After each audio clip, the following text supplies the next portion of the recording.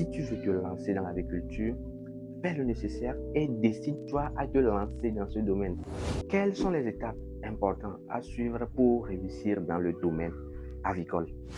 Aujourd'hui, beaucoup de personnes ont l'envie de se lancer dans le domaine avicole et pour cela, je vous dis tout d'abord félicitations car le domaine avicole, c'est un domaine très porteur pour l'avenir. Mais le problème qui se pose le plus, c'est que nous ne savons pas par où commencer, nous ne savons pas par où débuter et le pire, c'est que nous ne savons même pas comment pratiquer l'activité. Dans la vidéo d'aujourd'hui, je vais vous parler des étapes à suivre, des démarches à poursuivre pour pouvoir réussir dans le domaine avicole. Si tu es passionné par l'agriculture, si tu es passionné par l'élevage, reste sur cette vidéo jusqu'à la fin car tu auras les vrais secrets pour réussir dans le domaine avicole. Pour ceux qui sont nouveaux sur cette chaîne, je m'appelle Freddy, je suis étudiant agronome. Et sur cette chaîne, nous parlons généralement d'élevage, nous parlons d'agriculture, nous parlons des techniques, conseils et astuces pour réussir dans le domaine avicole. Sur cette chaîne, nous parlons également de couveuses. Nous parlons de la fabrication, la manipulation et surtout l'utilisation des couveuses. Et pour tous ceux qui sont intéressés par la fabrication des couveuses, nous organisons des séances de formation pratique en ligne sur la fabrication des couveuses manuelles, semi-automatiques et couveuses automatiques. Donc, pour ceux qui sont intéressés par la fabrication des couveuses, n'hésitez pas à nous écrire sur notre numéro qui s'affiche en dessous de la vidéo pour avoir plus d'informations. Et sans plus tarder, on se retrouve juste après le début. Et donc, comme je le disais au début de cette vidéo, aujourd'hui nous allons parler des étapes à éliminer pour réussir dans le domaine avicole. Et la toute première étape, c'est quoi? C'est d'avoir une ambition, c'est d'avoir la passion pour le domaine. Et quand je parle d'ambition, de passion ici, c'est pas le fait d'aller, par exemple, tu vois un ami qui fait l'élevage de poules et qui le réussit très bien, et puis du jour au lendemain, tu vas te lever aussi et dire, ok, je vais faire l'élevage. En fait, je t'assure que dans la plupart du temps, ceux qui se décident de cette manière ne réussissent pas l'activité. Donc, si tu veux faire l'activité de l'élevage, prends-le à cœur et fais-le avec plaisir. Deuxième chose, c'est que tu ne dois pas chercher le gain facile. Je vous assure, vous ne devez pas chercher le gain facile. Parce que quand tu te lances dans ce domaine qui est l'agriculture, certes, sur le long terme, elle est très rentable, mais pour le début, je suis sûr à 80% même que tu vas devoir avoir des pertes à tes débuts. Donc, il n'y a pas de souci, fais-le. C'est pour ça que j'ai parlé tout d'abord de la passion. Fais-le avec passion et oublie le gain facile au début de ton activité. Là, quand je dis oublie le gain facile, bon, il y a d'autres personnes qui sont dans le même cas. Ils ont envie de se lancer dans l'activité, mais très souvent, quand on dit, bon, l'agriculture est rentable, mais pour le début, c'est compliqué. Alors, ils sont là à procrastiner. Ils sont là à procrastiner. À chaque fois, ils vont dire, ok, je vais commencer bientôt. Si tu veux te lancer dans l'agriculture, fais le nécessaire et décide-toi à te lancer dans ce domaine. Car je vous le dis encore, l'agriculture est un domaine très rentable et c'est de plus un domaine porteur pour l'avenir. Si tu te lances dans le domaine avicole, plus précisément dans la production des poules goliaths, il y a un matériel très important à avoir. Et ce matériel, c'est l'incubateur, c'est la couveuse. Parce que c'est la couveuse qui va te permettre de faire la reproduction de tes poussins. Et donc par là, quand je parle de couveuse, on a des couveuses manuelles, semi-automatiques et des couveuses automatiques. Et pour ceux qui sont intéressés par l'achat des couveuses, nous offrons une large gamme de couveuses que nous mettons en vente. Donc, n'hésitez pas à nous contacter. Également, pour ceux qui aimeraient faire une formation en fabrication de couveuses, nous avons des formations en fabrication de couveuses, formation complètement pratique qui se fait en ligne dans un groupe WhatsApp. Donc, pour tous ceux qui aimeraient participer à nos formations, n'hésitez pas à nous contacter sur notre numéro. Le deuxième élément pour réussir en aviculture, c'est la connaissance. La connaissance est primordiale pour se lancer dans l'agriculture. Quand je parle de connaissance ici, je veux parler du savoir-faire, les bases essentielles pour réussir en agriculture. Là, vous n'êtes pas obligé d'aller faire une école pour cela. Vous n'êtes pas obligé d'aller vous inscrire dans une institution.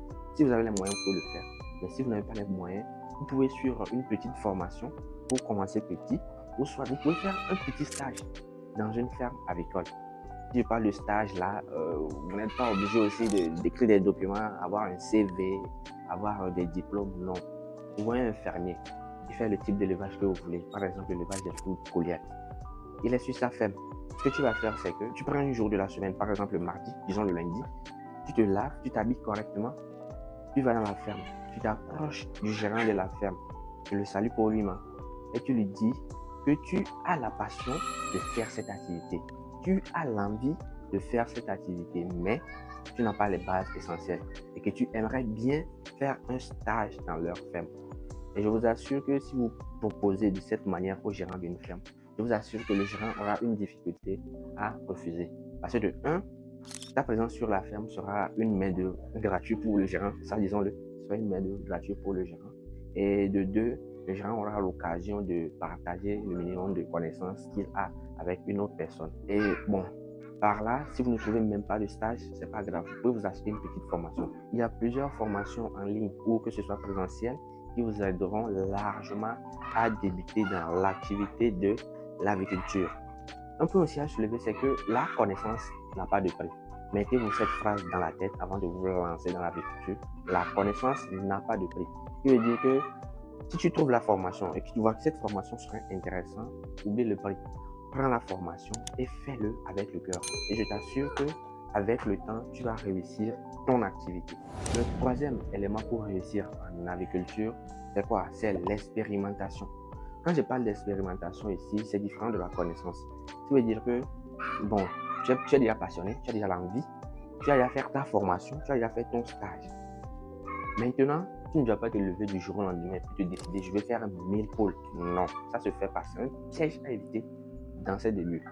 Lorsque tu termines ton activité, si par exemple, ton ambition, ton projet, c'est de faire 1000 pôles, débute avec un petit effectif. Tu peux prendre par exemple 50 pôles, 100 pôles, 150 pôles pour débuter l'activité. Cela va te permettre de faire quoi? Ça va te permettre d'estimer les coûts. Parce que si tu connais le coût de 100 pôles, tu peux l'estimer à 1000 pôles. De deux, ça va te permettre de connaître les risques du métier. Cela va te permettre de connaître les erreurs à éviter dans le domaine. Tu vois? Et de trois, cela va te permettre également de connaître les limites de cet élevage. Ce qu'il faut faire, ce qu'il ne faut ne pas faire. Tu connaîtras tout cela lorsque tu feras ton expérimentation. Également, le fait de commencer par une expérimentation va te permettre d'estimer la rentabilité de ton projet. Donc, une fois que vous avez déjà tous ces facteurs, vous avez déjà toutes ces connaissances, qu'est-ce qu'il faut faire? Il faut décider de lancer son projet. Et pour lancer son projet, il faut avoir aussi quelques minimums pour se lancer. Et ici, je vais pas vous mentir, vous aurez besoin d'un peu de fonds pour vous lancer. Donc, pour le lancement, bon, je dirais les infrastructures importantes sont tout premièrement le terrain. Si vous avez la possibilité d'avoir un terrain à vous-même, n'hésitez pas à faire cette acquisition. Évitez surtout d'installer votre ferme sur le terrain d'un ami, sur le terrain d'une connaissance. Évitez tout cela. Parce que à tes débuts, bon, l'ami il va te prêter son terrain sans aucun problème. Mais lorsque ton activité va commencer par se développer, c'est là il y aura des soucis. L'ami peut venir du jour au lendemain te dire qu'il a besoin du terrain et là tu seras en difficulté. Donc pour le début, même si le terrain est cher, tu as la moyen, fais-le et sache que l'investissement pour un terrain, c'est un investissement qui est toujours rentable. Le terrain ne va jamais perdre sa valeur, mais plutôt le contraire, la valeur du terrain ne va faire que augmenter. À part le terrain, nous aurons le choix du site. Donc pour le choix du site, ce qu'il faut éviter, c'est d'installer sa ferme en ville. Bon, si c'est pour l'expérimentation, tu peux faire ton expérimentation chez toi à la maison. Même si tu as envie, tu peux faire l'expérimentation. Mais si tu veux lancer ton vrai projet, évite de le lancer dans la ville, pas un peu vers la campagne, pas un peu vers les villages pour être à l'aise. Également pour le choix du site et pour l'acquisition des terrains, il faut éviter les terrains inondables. Ici, quand je parle de terrains inondables, ce sont les terres de bas-fond. Il faut éviter les terrains litigieux. Les terrains dans lesquels on achète le terrain, mais il y a des problèmes. Le propriétaire a un problème avec l'acquéreur. Évitez ces genres de terrain. Également, pour l'installation de vos poulaillers, il y a des critères à prendre en compte, mais ces critères, je pense que vous les aurez largement dans les diverses formations que vous aurez à prendre. On est à la fin de cette vidéo et c'est la petite expérience que j'ai voulu partager avec vous dans cette vidéo. Si elle vous a plu, n'hésitez pas à liker la vidéo, n'hésitez pas à vous abonner et n'hésitez surtout pas à activer la cloche de notification pour ne rien rater de mes prochaines vidéos.